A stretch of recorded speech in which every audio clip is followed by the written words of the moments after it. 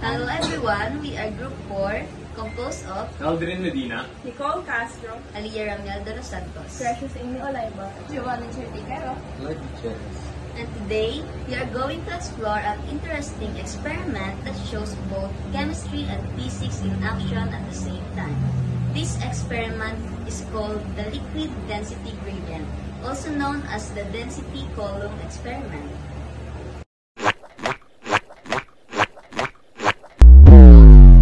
For this experiment, we will need this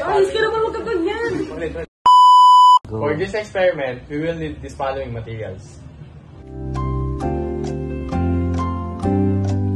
clear glass and water. Dishwashing liquid,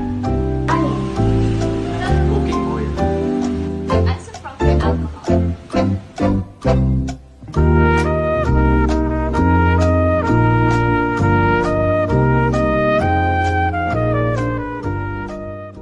This experiment is called the liquid density gradient, also known as the density column experiment. For this experiment, we will need these following materials: honey, dish soap, water, cooking oil, rubbing alcohol, a tall clear glass or cylinder, a metal screw, calamansi, plastic bottle cap, and a spoon. Now, that we have all the materials needed, we can begin. We have to pour these liquids in a specific order from the most dense to the less dense.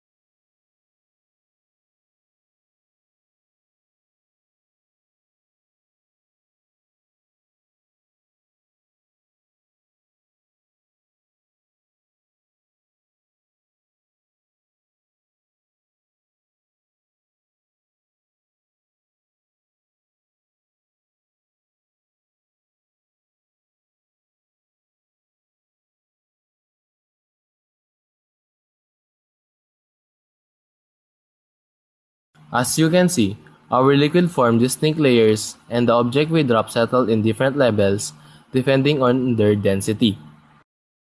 In chemistry, this happens because every liquid and object has its own molecular structure and mass per volume, or what we call density. Honey has tightly packed sugar molecules. It's very dense, so it stays at the bottom. This soap and water, lighter molecules, while oil and alcohol made of even lighter hydrocarbon compounds which float above. In physics, we can explain using gravity and buoyancy. Gravity pulls a substance downward, but denser liquids experience a strong downward force, so they settle at the bottom. And that's our liquid density gradient experiment. We learned that density, gravity, and buoyancy all play a big role in how liquids and objects behave. Thank you for watching. We hope you enjoyed and learned something new about science today.